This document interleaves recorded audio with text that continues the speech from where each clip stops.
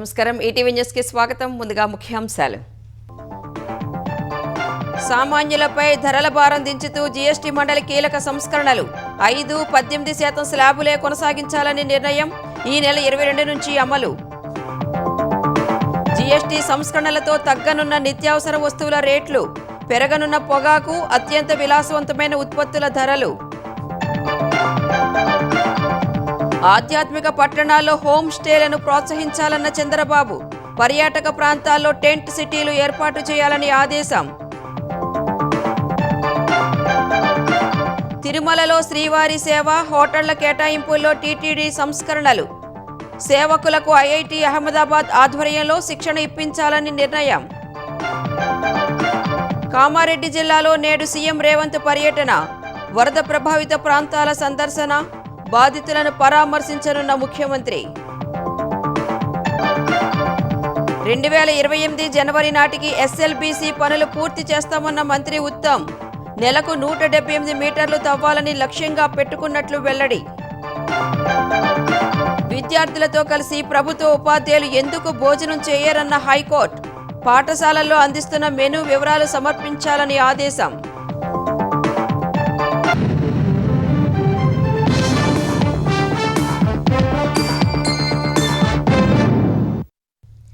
సామాన్య మధ్యతరగతి ప్రజలపై ధరల భారం దించుతూ జీఎస్టీ మండలి కీలక నిర్ణయాలు తీసుకుంది. సెప్టెంబర్ 22 నుంచి కొత్త జీఎస్టీ స్లాబ్ రేట్లను అమలు చేయాలని నిర్ణయించారు.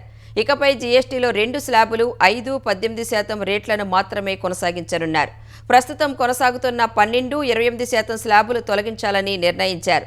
విలాస వస్తువులపై 40% పన్ను విధించాలని నిర్ణయించారు. రైతులు, సామాన్య ప్రజల్ని దృష్టిలో పెట్టుకుని ఈ నిర్ణయాలు తీసుకున్నట్లు కేంద్ర ఆర్థిక మంత్రి నిర్మలా సీతారామన్ తెలిపారు. కొత్త స్లాబులతో పేదలు, మధ్యతరగతి ప్రజలకు ఊరట కలుగుతుందన్నారు.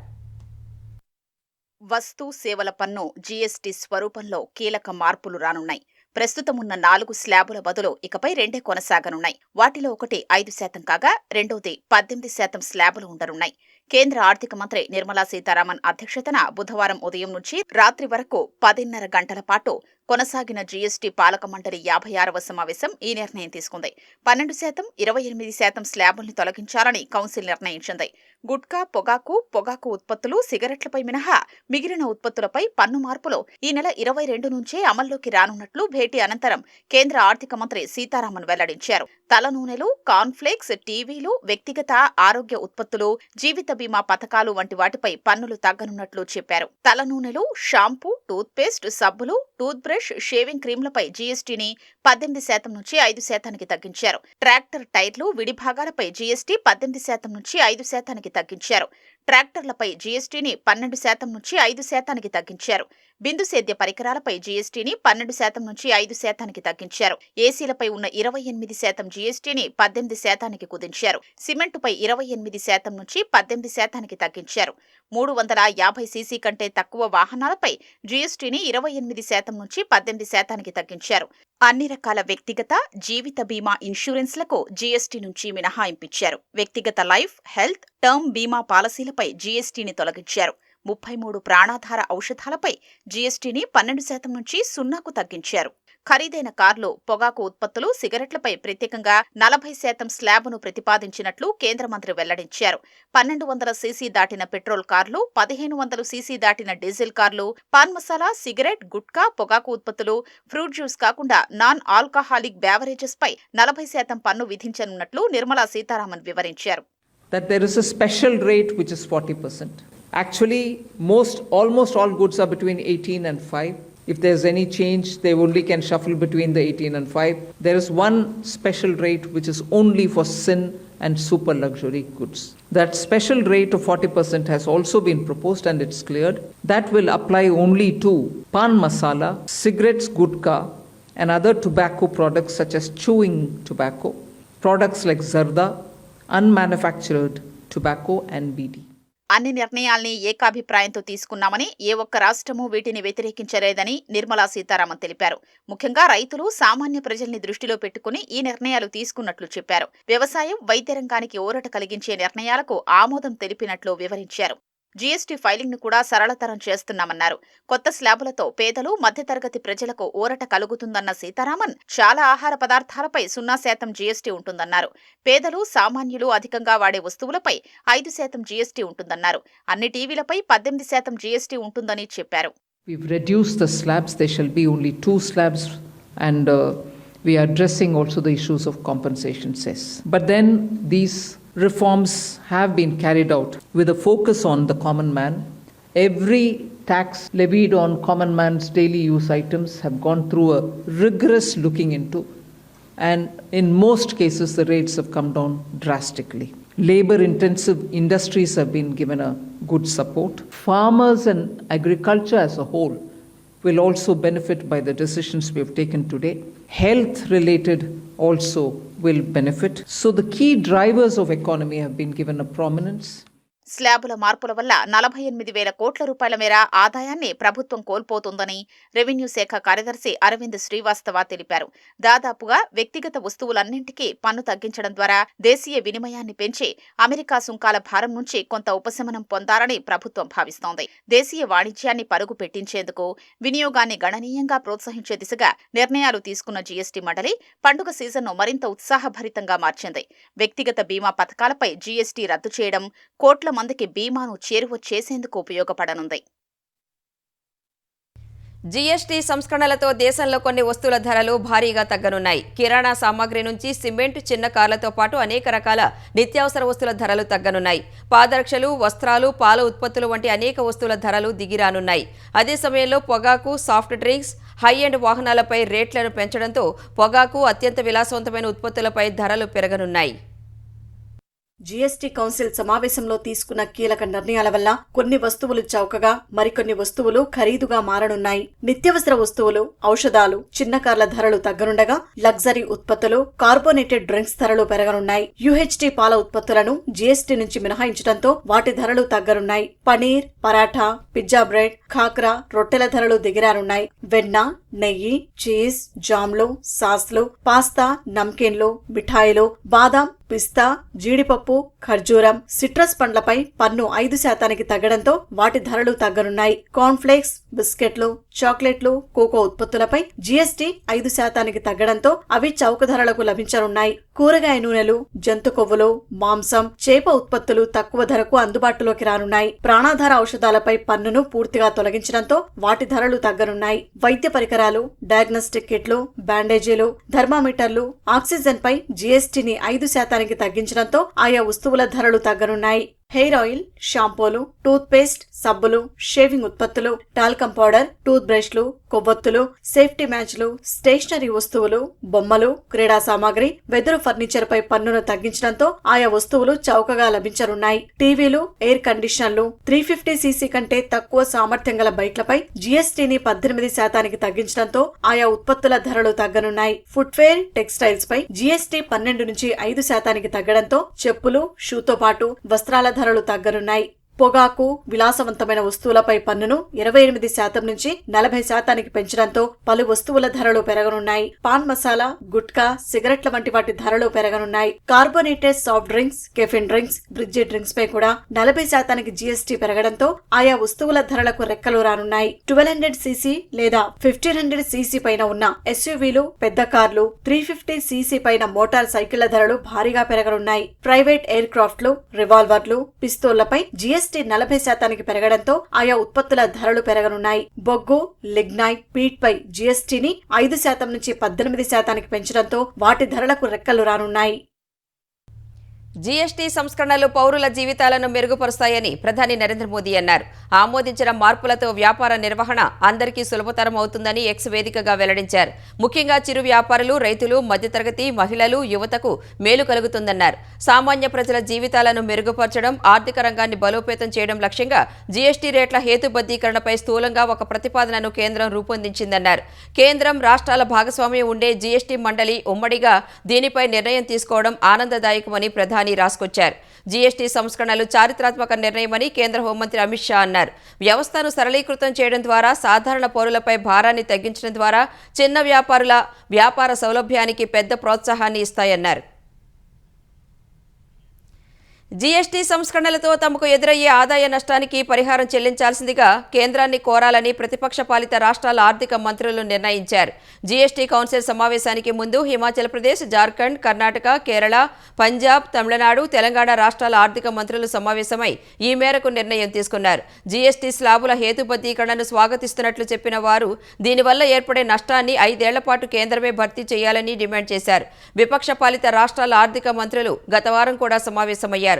12%, 28% పన్ను స్లాబుల తొలగింపు వల్ల కలిగే ఆదాయ నష్టాన్ని ఎలా పూరించుకోవాలన్న అంశంపై చర్చించారు. సమాఖ్య వ్యవస్థలో రాష్ట్రాలకు ఆర్థిక నష్టం కలిగినప్పుడు ఆ నష్టాన్ని భర్తీ చేసే బాధ్యత కేంద్రానిదేనని జార్ఖండ్ ఆర్థిక మంత్రి రాధాకృష్ణ కిషోర్ పేర్కొన్నారు. జీఎస్టీ స్లాబుల హేతుబద్ధీకరణను స్వాగతిస్తున్నట్లు తెలంగాణ ఉప ముఖ్యమంత్రి, ఆర్థిక శాఖ మంత్రి భట్టి విక్రమార్క వెల్లడించారు. అయితే జీఎస్టీ సంస్కరణలతో ఎదురయ్యే ఆదాయ నష్టాన్ని 5 ఏళ్ల పాటు కేంద్రమే భర్తీ చేయాలని డిమాండ్ చేశారు. కేంద్ర ఆర్థిక మంత్రి నిర్మలా సీతారామన్ అధ్యక్షతన జరిగిన సమావేశంలో మాట్లాడిన భట్టి, జీతాలు, పింఛన్లు, అప్పుల చెల్లింపులకే రాష్ట్ర ఆదాయంలో 50% వెళుతోందన్నారు. ఇలాంటి పరిస్థితుల్లో రాష్ట్రాల ఆదాయం ఏమాత్రం తగ్గినా విద్య, వైద్యం, సంక్షేమం వంటి అత్యవసర సేవలపై తీవ్ర ప్రభావం చూపుతుందని ఆందోళన వ్యక్తం చేశారు. మౌలిక వసతుల ప్రాజెక్టులకు నిధులు లేక రాష్ట్ర అభివృద్ధి తీవ్రంగా ప్రభావితమయ్యే అవకాశం ఉందని తెలిపారు. రాష్ట్రాల ఆదాయాలకు రక్షణ కల్పించాల్సిన బాధ్యత జీఎస్టీ కౌన్సిల్దేనని భట్టి విక్రమార్క స్పష్టం చేశారు. అందుకే జీఎస్టీ పరిహార సెస్ వంటి ప్రత్యేక వ్యవస్థను తేవాలని భట్టి సూచించారు. ఆరోగ్య, హానికారక విలాస వస్తువులపై వేసే అదనపు సుంకాల ఆదాయాన్ని రాష్ట్రాలకు బదిలీ చేయాలని కోరారు. 2024-25 ఆర్థిక సంవత్సరం ఆదాయాన్ని ప్రాతిపదికగా తీసుకుని 14% ఆదాయ వృద్ధి ఉండేలా రక్షణ కల్పించాలని కేంద్ర ప్రభుత్వాన్ని భట్టి విక్రమార్క కోరారు. జీఎస్టీ సంస్కరణలకు ఆంధ్రప్రదేశ్ ప్రభుత్వం సంపూర్ణ మద్దతు తెలిపిందని ఆర్థిక మంత్రి పయ్యావుల కేశవ్ వెల్లడించారు. వీటిని తరువాతి తరం సంస్కరణలుగా ముఖ్యమంత్రి చంద్రబాబు మొదటి నుంచి చెబుతూ వస్తున్నారని కేశవ్ తెలిపారు. జీఎస్టీ కొత్త స్లాబుల వల్ల సామాన్య ప్రజలపై ధరాభారం తగ్గుతుందని పేర్కొన్నారు. Andhra Pradesh, Mr. Nara Chandrababu Naidu has taken a very clear stand to support the GST2 reforms. He considers them as the next generation reforms, which is in favor of the common man. So the poorest of the poor is the beneficiary. This House had unanimously passed the rate restructuring or rate rationalization. ఆధ్యాత్మిక పట్టణాల్లో అంతర్జాతీయ ప్రమాణాలతో home స్టేలను ప్రోత్సహించాలని ముఖ్యమంత్రి చంద్రబాబు అధికారులను ఆదేశించారు. కోనసీమలో గ్రామీణ వాతావరణం అనుభూతి చెందేలా హోమ్ స్టేలు అభివృద్ధి చేసి వాటిలో ప్రవాసాంధ్రులు పెట్టుబడులు పెట్టేలా కార్యాచరణ రూపొందించాలని పర్యాటక శాఖపై నిర్వహించిన సమీక్షలో సీఎం సూచించారు. తైడా, అరకు, గండికోట, సూర్యలంక, బ్రిడ్జిలంక, లంబసింగి వంటి ప్రాంతాల్లో టెంట్ సిటీలు ఏర్పాటు చేయాలని నిర్దేశించారు. పర్యాటక శాఖలపై ముఖ్యమంత్రి చంద్రబాబు సచివాలయంలో సమీక్ష నిర్వహించారు. విశాఖ, విజయవాడ, అమరావతి, తిరుపతి, అనంతపురం, కర్నూలు ఇలా వేర్వేరు ప్రాంతాల్లో నిరంతరం ఏదో ఒక పర్యాటక ఉత్సవం నిర్వహించాలని అధికారుల్ని ఆదేశించారు. పర్యాటక ప్రాంతాల్లో 2026 మార్చి నాటికి 10,000, 2029 నాటికి 50,000 గదుల లక్ష్యాన్ని చేరుకోవాలని నిర్దేశించారు. 175 నియోజకవర్గాల్లో పర్యాటక ప్రాజెక్టులకు స్థలాలు గుర్తించాలని సూచించారు. పోర్టులకు అనుసంధానంగా పారిశ్రామిక ప్రాంతాలు, టౌన్షిప్లతో పాటు పర్యాటకంగానూ అభివృద్ధి చేయాలని ఆదేశించారు. అనంతపురంలో డిజ్నీ వరల్డ్ సిటీ ఏర్పాటుకు ఆ సంస్థ ప్రతినిధుల్ని సంప్రదించాలని సూచించారు. కొండపల్లి ఖిల్లా లాంటి ప్రాజెక్టులను దత్తత తీసుకునేలా ప్రైవేటు భాగస్వాముల్ని గుర్తించారన్నారు. ఉండవల్లి గుహల వద్ద లైట్ అండ్ సౌండ్ షో ఏర్పాటుతో పాటు చింతపల్లిలో ఎకో టూరిజం, కుప్పంలో ఏనుగుల సఫారీ, విశాఖలో డాల్ఫిన్ షో లాంటి ప్రాజెక్టులను అభివృద్ధి చేయాలని నిర్దేశించారు. వివిధ పథకాల కింద ఏపీలో చేపట్టిన పర్యాటక ప్రాజెక్టుల పురోగతిపై సీఎం సమీక్షించారు. స్వదేశ్ దర్శన్ పథకం కింద బొర్రా గుహలు, అరకు, లంబసింగిలో పనులు వేగంగా పూర్తి చేయాలని ఆదేశించారు. 97 కోట్లతో చేపట్టిన సూర్యలంక బీచ్ ఎక్స్పీరియన్స్ ప్రాజెక్టు పనులు 2026 జూన్ నాటికి సిద్ధం చేయాలని నిర్దేశించారు. ప్రసాద్ పథకంలో సింహాచలం, అన్నవరం దేవస్థానంలో చేపట్టిన అభివృద్ధి పనులతో పాటు గండికోట టెంట్ సిటీని వేగంగా పూర్తి చేయాలని సూచించారు. సుదీర్ఘ తీర ప్రాంతంలో ఆకర్షణీయమైన బీచ్ ఫ్రంట్లు గుర్తించి అభివృద్ధి చేయాలని ఆదేశించారు. అఖండ గోదావరి ప్రాజెక్టు కింద హేవలాక్ బ్రిడ్జిని పర్యాటక కేంద్రంగా అభివృద్ధి చేసి అందుబాటులోకి తేవాలన్నారు. రాజమహేంద్రవరాన్ని ప్రత్యేక పర్యాటక కేంద్రంగా తీర్చిదిద్దేందుకు ప్రాజెక్టు తీసుకొచ్చే అంశంపై దృష్టి సారించాలని సూచించారు. హెలి, సీప్లేన్ టూరిజానికి విజయవాడ, శ్రీశైలం, గండికోట, బెంగళూరు, విశాఖ, అరకు లాంటి కొత్త మార్గాలు గుర్తించాలని ఆదేశించారు. కోనసీమలో కాటేజ్ లైఫ్, విలేజ్ లైఫ్ వచ్చేలా ప్రాజెక్టులు చేపట్టారన్నారు. సీ క్రూజ్ ప్రాజెక్టులతో పాటు రివర్ క్రూయిజ్ ను ప్రోత్సహించాలని సూచించారు. ఈ నెల 22 నుంచి అక్టోబర్ 2 వరకు విజయవాడలో దసరా ఉత్సవాల్ని మైసూరు తరహాలో నిర్వహించాలని సీఎం ఆదేశించారు. ఏపీలోని వివిధ ప్రాంతాల్లో నిర్వహించే ఉత్సవాల సమయంలో ఆయా పట్టణాలు, నగరాల్లో పండుగ శోభ వచ్చేలా విద్యుత్ దీపాలంకరణ చేయాలని నిర్దేశించారు. పర్యాటక ప్రాంతాలు ప్రత్యేకంగా నిర్వహించే ఉత్సవాల్లో అరకు కాఫీ స్టాళ్ల ఏర్పాటుతో పాటు ఎర్రచందనం బొమ్మలు, ఫర్నిచర్ లాంటి ఉత్పత్తులు ప్రదర్శించాలని సూచించారు. సంప్రదాయ నృత్యకళ, కూచిపూడి, మంగళగిరి, ధర్మవరం, వెంకటగిరి, చేనేత క్లస్టర్లలో ఉత్పత్తయ్యే వస్త్రాలు, సేంద్రియ ఉత్పత్తులకు బ్రాండింగ్ వచ్చేలా చూడాలన్నారు. పర్యాటకుల భద్రతకు అత్యధిక ప్రాధాన్యమివ్వాలని, చిన్న ఘటన జరిగినా మొత్తం పర్యాటక రంగం దెబ్బతింటుందని సీఎం అన్నారు. శాంతి భద్రతతో పాటు పర్యాటకుల పట్ల మర్యాదగా ప్రవర్తించడం చాలా ముఖ్యమన్నారు. ప్రపంచ పర్యాటక దినోత్సవం సందర్భంగా సూర్యలంకలో ప్రత్యేక ఉత్సవం నిర్వహించేలా ఏర్పాట్లు చేయాలని సీఎం ఆదేశించారు. గోదావరి పుష్కరాలకు కర్టెన్ రైజర్ కార్యక్రమం నిర్వహించాలన్న మంత్రి కందుల దుర్గేష్ సూచనకు చంద్రబాబు సానుకూలంగా స్పందించారు. కేంద్ర రాష్ట్ర స్థాయిలో జరిగే వివిధ ఉద్యోగ పోటీ పరీక్షలకు హాజరయ్యే మైనార్టీ అభ్యర్థులకు centre for education development of minorities CEDM ద్వారా ఉచిత శిక్షణ ఇస్తున్నట్టు ఏపీ మైనారిటీ సంక్షేమ శాఖ మంత్రి ఫరూక్ తెలిపారు. ఆయా ఉద్యోగాలకు పోటీ పడే అభ్యర్థులు అవకాశాన్ని వినియోగించుకోవాలని కోరారు. పోటీ పరీక్షల కోసం సిద్ధమయ్యే మైనారిటీ విద్యార్థులకు ప్రముఖ కోచింగ్ సెంటర్లలో ఉన్న నైపుణ్యమైన సిబ్బంది ద్వారా శిక్షణ ఇప్పిస్తామన్నారు. ఇటీవల మెగా డిఎస్సి కోసం CEDM ద్వారా శిక్షణ తీసుకుని 152 మంది ఉపాధ్యాయ ఉద్యోగాలకు ఎంపికైనట్లు తెలిపారు. అల్పసంఖ్యాక వర్గాల అభ్యున్నతి కోసం 1994లో తెలుగుదేశం ప్రభుత్వం centre for education development of మైనారిటీస్ను స్థాపించగా సత్ఫలితాలు వస్తున్నట్లు మంత్రి తెలిపారు.